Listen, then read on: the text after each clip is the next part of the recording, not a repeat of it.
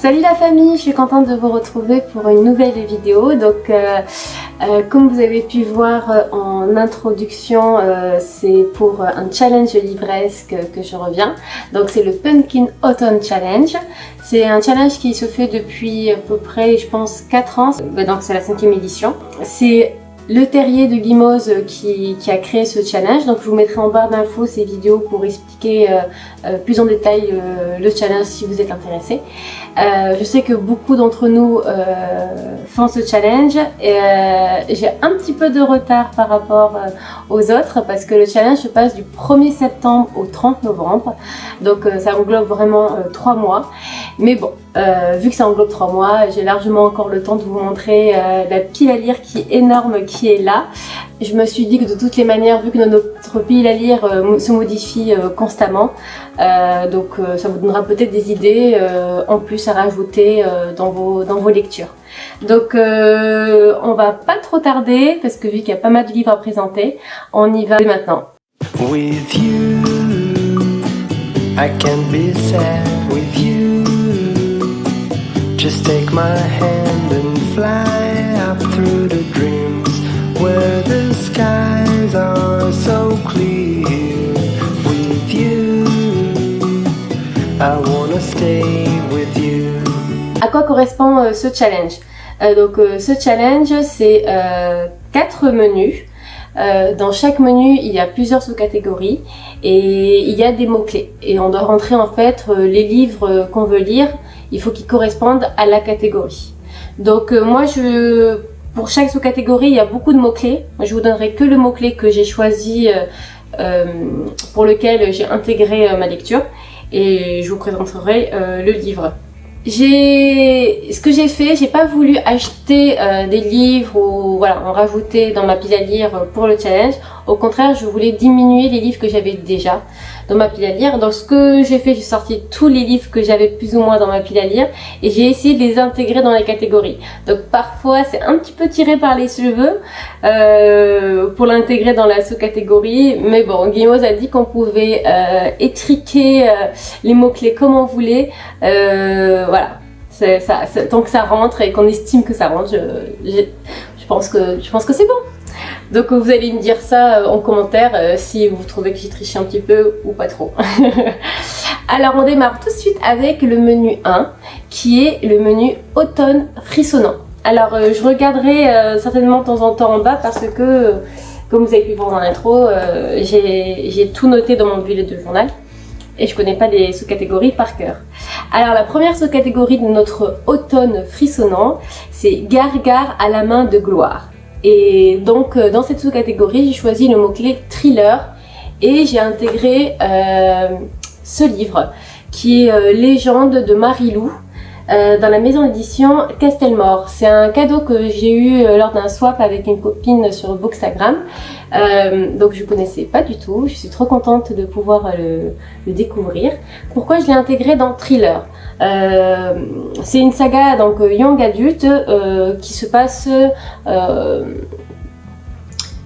un univers post-apocalyptique, mais à l'intérieur en fait on suit June qui est une prodige dans cet univers là et elle va être amenée à mener l'enquête de son frère qui est mort. Donc c'est un thriller parce qu'on va en quelque sorte suivre son enquête et voir comment la faire pour découvrir le meurtrier de son frère. Donc j'ai hâte de le lire et de vous en donner des nouvelles. Alors ensuite la deuxième sous-catégorie c'est Double Toy and Trouble. Alors mon accent est pourri, alors voilà, comme ça c'est dit. Mais c'est pas grave. Alors le mot clé que j'ai choisi c'est sorcière et j'ai intégré donc la BD Sorceline que j'avais acheté à l'occasion des 48 heures de la BD. J'ai hâte de le découvrir. Je connais pas grand chose à part le fait que pour moi c'est une sorcière hein, avec le titre Sorceline, je pense que ça paraît un peu évident. Donc voilà, j'ai hâte de découvrir. Les planches intérieures sont magnifiques, donc je pense que ça va beaucoup me plaire. Pour le moment, je pense qu'il y a 4 tomes. Je sais pas si c'est la saga finie ou pas. Bon, si ça me plaît, je pense certainement que j'irai chercher les autres tomes pour continuer cette saga. Ensuite, troisième sous-catégorie, c'est le folklore de Shippuden. Et le mot-clé que j'ai choisi, c'est créatures surnaturelles. Et en créatures surnaturelles, j'ai choisi les vampires. Donc c'est une saga de Victor Dixon, c'est le tome 2, La Cour des Miracles. Donc tome 2 de Vampiria. Et édité dans la maison d'édition, donc Robert Laffont, au niveau de la collection R. J'ai adoré le premier tome. C'est en fait on est dans un monde où Louis XIV, donc le roi Louis XIV, n'est pas mort. Il s'est transmuté en vampire. Et donc voilà, on suit cet univers-là. Je vous en dirai pas plus. Mais en tout cas, j'ai beaucoup aimé le tome 1 et je me suis dit pour cette catégorie, c'est parfait, ce tome 2. Donc voilà, je vous en dirai des nouvelles. J'essaierai de faire des bilans chaque fin de mois pour vous donner les lectures que j'ai lues et vous donner un petit peu mon avis pour ces lectures. Et je pense qu'en faisant des bilans chaque mois, il y aura moins de livres à présenter et des vidéos du coup moins longues. Et voilà, c'était le dernier du premier menu. Maintenant on va passer au deuxième menu, le menu qui est automne, douceur de vivre. Et dans ce menu, on a 4 sous-catégories. Donc la première sous-catégorie, on se moque pas de mon accent, is just a bunch of hocus pocus. Et le mot-clé que j'ai choisi, c'est Halloween. Alors c'est là où j'ai tiré, on va dire, un petit peu ce mot-clé pour l'intégrer, pour pouvoir intégrer ce livre. Donc j'ai intégré La Voleuse d'os, pareil c'est une saga, je sais pas en combien de tomes, le deuxième tome est sorti il y a pas longtemps, donc je me dis qu'il est temps que je lise celui-là. Donc c'est de Margaret Owen et c'est dans la maison d'édition Pocket Jeunesse.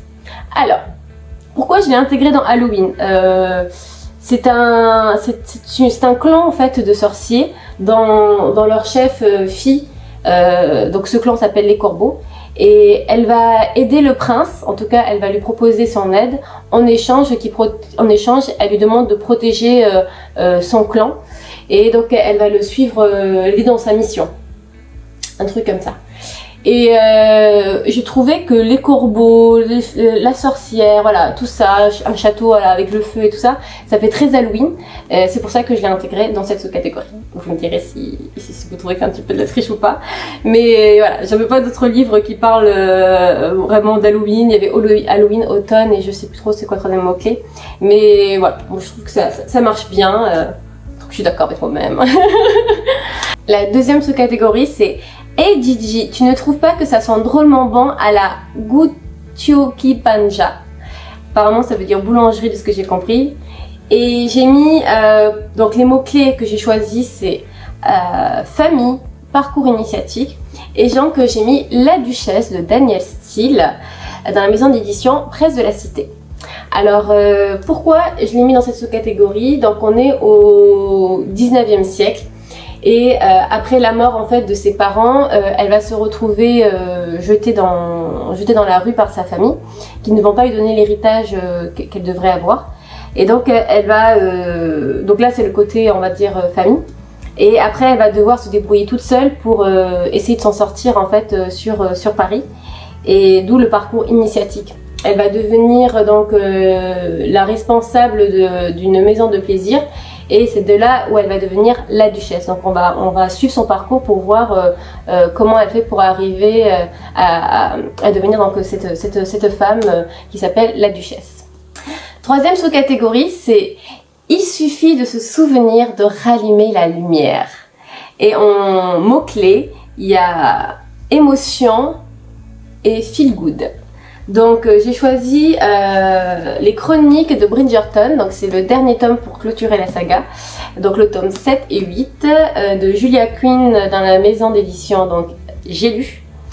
Et pourquoi? Donc pour moi c'est un feel good parce que c'est des petites romances, j'aurais pu l'intégrer également dans famille parce que on est autour de la famille donc des Bridgerton, mais je trouvais qu'il allait bien dans cette sous-catégorie parce que voilà, pour moi c'est assez feel good. C'est la quatrième sous-catégorie, j'ai un dragon et je n'hésiterai pas à faire feu. Et j'ai choisi le mot-clé, en tout cas de garder le mot-clé illustré. j'ai intégré une BD que j'ai achetée il y a pas longtemps, donc cet été. Elle s'appelle Mage, c'est le tome 1. J'ai également le tome 2 que certainement je lirai derrière, parce que les BD ça lit assez vite. Je connais pas vraiment l'histoire, mais c'était une BD qui m'avait intriguée quand j'avais lu au moment où je l'avais acheté, quand j'avais lu la 4e de couverture. Vous en direz des nouvelles. Maintenant, on va passer au menu 3 qui est Automne Enchanteur. Il y a 3 sous-catégories et donc on démarre sans plus tarder avec la première sous-catégorie qui est la lunette de Pierre, c'est extra qu'on veut voir ce qu'on ne voit pas. Et j'ai choisi le mot-clé féerie pour intégrer le premier tome de Hakotar, donc Un palais d'épines et de roses de Sarah Dimas dans la maison d'édition La Martinière. Alors j'ai également dans ma bibliothèque le tome 2 et 3, donc si vraiment j'ai un coup de cœur parce que c'est une saga très, très appréciée par les lecteurs, je me dis que si je l'aime beaucoup, j'enchaînerai certainement sur les autres tomes. En fait, c'est une réécriture de La Belle et la Bête, et donc je pense que c'est plutôt la bête qui infaille de ce qui est derrière. Bon, je connais pas vraiment l'histoire, j'y vais comme ça les yeux fermés, donc on verra bien, mais en tout cas les faées, ça fait partie du monde féerique, et donc ça rentre nickel dans la sous-catégorie. Ensuite, deuxième sous-catégorie, c'est Nom d'une dune, et le mot-clé que j'ai gardé, alors j'ai gardé en fait tous les mots-clés, écologie, anticipation, science-fiction et post-apocalyptique. Et j'ai décidé de mettre La Faucheuse, donc de Neil Shusterman dans la maison d'édition, toujours donc Robert Laffont dans la maison d'édition, dans la partie collection R. C'est le 3e tome de la saga, donc c'est une saga également, c'est une trilogie, et c'est le tome qui va clôturer donc cette trilogie. Pourquoi je l'ai mis à l'intérieur de cette sous-catégorie? Parce qu'on est dans un monde en fait donc post-apocalyptique. C'est un monde où il n'y a plus de maladies, on peut plus mourir en fait. On est arrivé à un tel niveau de médecine, etc. qu'il nous est impossible de mourir. Et c'est une intelligence artificielle qui dirige le monde. Donc ça rentre très bien dans la science-fiction. Et justement pour pouvoir maîtriser les ressources naturelles avec les populations qui continuent d'augmenter vu qu'elles ne peuvent plus mourir, les faucheurs, d'où le titre La Faucheuse, les faucheurs ont comme mission de tuer les personnes pour pouvoir maintenir cet équilibre entre ressources naturelles et humanité, en tout cas nombre d'humains sur la planète. Donc je trouve que ça vraiment c'est parfait pour cette sous-catégorie. Pour ceux qui ne l'auraient pas lu, franchement, c'est une saga que j'ai adorée. Foncez, et elle ne peut que vous plaire. Alors, en troisième sous-catégorie, j'ai choisi... troisième sous-catégorie, donc c'est princesse. Et j'ai choisi, pour les mots-clés, donc féminisme et inclusivité, de lire la BD, Wonder Woman, donc le tome 1, dans la maison d'édition Urban Comics. Et c'est écrit donc illustré par Greg Rucka et Nicolas Scott. J'ai également le tome 2, donc dans le même fonctionnement que les autres. Si jamais j'accroche, j'enchaînerai certainement avec le tome 2. Pourquoi je l'ai mis ici? Bon, déjà princesse, hein. Diana c'est une princesse, donc juste pour le titre de la sous-catégorie, ça rentre nickel. Et ensuite, c'est des Amazones et c'est un peuple uniquement de femmes. Donc, je trouvais que ça rentrait bien dans tout ce qui était féminisme et inclusivité. Voilà. Et le menu se termine là avec cette dernière sous-catégorie. Et pour finir, on a un 4e menu. Donc, c'est un menu spécial de cette année qui est Automne des mystères. Ce que je vous l'ai pas dit au début, mais en fait cette année elle est partie sur la thématique Grenier des mystères. Et donc d'où ce 4e menu qui a été rajouté. Donc Automne des mystères, et il y a 4 sous-catégories. Donc on va démarrer avec la première sous-catégorie qui est le destin perdu. Et j'ai choisi de lire un manga. Ce manga donc c'est Khaled Game, dans la maison d'édition Kazé, et écrit par Kaneyoshi Izumi. Désolée pour l'écorchage de ce nom. Les mots-clés, donc c'était énigme, en tout cas moi j'ai gardé énigme et puzzle historique. Historique pour le côté chevaleresque. Et énigme parce qu'en fait c'est un monde en fait où, en tout cas l'histoire, c'est une femme qui est promise, donc une princesse qui est promise à un autre prince d'un autre royaume, et donc son père l'envoie. Sauf que le truc particulier, c'est que c'est pas la première fois qu'un royaume donne une princesse à ce royaume-là, et on n'a plus aucune nouvelle. Donc on ne sait pas si elles sont mortes, qu'est-ce qui leur arrive. Donc son père décide de lui proposer d'échanger sa place avec sa servante pour la protéger et lui permettre de découvrir ce qui se cache là-bas. Au cas où il y a un danger, au moins on ne saura pas que c'est elle la princesse. Donc elle débarque dans ce royaume et elle se rend compte qu'en fait toutes les princesses ne sont pas mortes. C'est des femmes qui sont toujours là et elles doivent se battre pour que ce soit elle que le prince choisit en tant que reine. Il y a des choses bizarres qui se passent, particulières qui se passent dans cet univers, et donc pourquoi énigme? Parce que elle va essayer de chercher, de comprendre ce qui se passe dans ce royaume pour qu'on en est arrivé à là, et qu'est-ce que le prince cherche réellement. Donc voilà. J'ai démarré le tome 1, ça c'est le tome 2, et j'ai également le tome 3 dans ma pile à lire. Donc voilà, vous en direz des nouvelles quand je l'aurai lu. Ensuite, deuxième sous-catégorie, c'est les ruines de l'Atlantide. Et en mots-clés, j'ai gardé mythes et légendes. Et j'ai choisi Covenant de Jennifer Armentrout dans la maison d'édition J'ai lu. Alors, pourquoi j'ai choisi ça? Parce qu'on parle de pouvoir divin, voilà, capable de maîtriser les 4 éléments, etc. Donc ça fait très mythe et légende. On m'a dit voilà qu'à l'intérieur de l'histoire il y avait voilà un petit peu de tout ce qui était mythe et légende. Je connais pas vraiment l'histoire, donc j'y vais un petit peu comme ça, les yeux fermés. Vous en direz des nouvelles quand je l'aurai lu. Troisième sous-catégorie, c'est En avant Yvette Tempête. Alors les mots-clés que j'ai gardés, c'est aventure et voyage. Et j'ai mis La quête des Huilan de Pierre Bottero dans la maison d'édition Rajo. Donc c'est une trilogie, je l'ai d'ailleurs en entière parce que je l'avais pris en occasion. Et j'ai hâte de découvrir.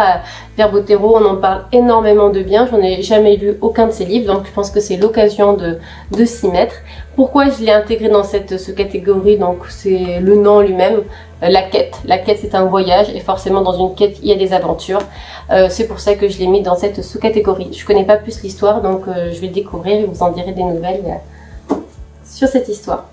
Et pour finir cette vidéo de ma pile à lire du Pumpkin Autumn Challenge, la quatrième sous-catégorie, c'est cabinet de curiosité. Et le mot-clé que j'ai gardé, c'est science, singularité, étrangeté.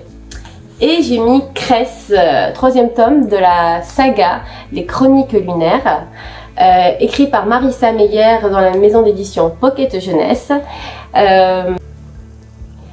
Alors pourquoi je l'ai intégré ici? Parce que Cress est une hackeuse professionnelle. Je trouvais que ça rentrait bien dans le niveau de la science. Et on est dans un monde, on va dire, étrange et assez singulier, parce qu'on a le monde de la Lune et on a le monde de la Terre. Donc voilà, il y a les lunaires qu'on appelle ceux qui vivent dans le monde de la Lune. Les lunaires ont des pouvoirs. Et donc je trouve ça voilà, assez singulier et étrange, on va dire, par rapport à nous, simples humains. Et donc je trouvais que ça rentrait parfaitement dans cette sous-catégorie. Dites-moi ce que vous en pensez. Je l'ai déjà lu, je vous donnerai pas mon avis tout de suite, forcément parce que le challenge a démarré le 1er septembre, je vous rappelle, je n'ai pas triché. Mais je vous en dirai des nouvelles quand je ferai le bilan de mes lectures de septembre. Et voilà, cette vidéo est finie, ma pile à lire du challenge. Comme vous pouvez constater, il y a pas mal de lectures, donc je pense que je vais bien m'amuser. Pour 3 mois, 14 livres, je pense que ça peut le faire. On verra bien avec le bilan est-ce que je réussirai à valider ce challenge. Donc je vous dis à bientôt dans une prochaine vidéo. N'hésitez pas à me laisser des petits commentaires pour me dire si vous aussi vous participez au Puffington Challenge, quels sont votre pile à lire et s'il y a certains des romans que j'ai que vous avez déjà lus, ce que vous en avez pensé. À mettre un petit j'aime, ça fait toujours plaisir.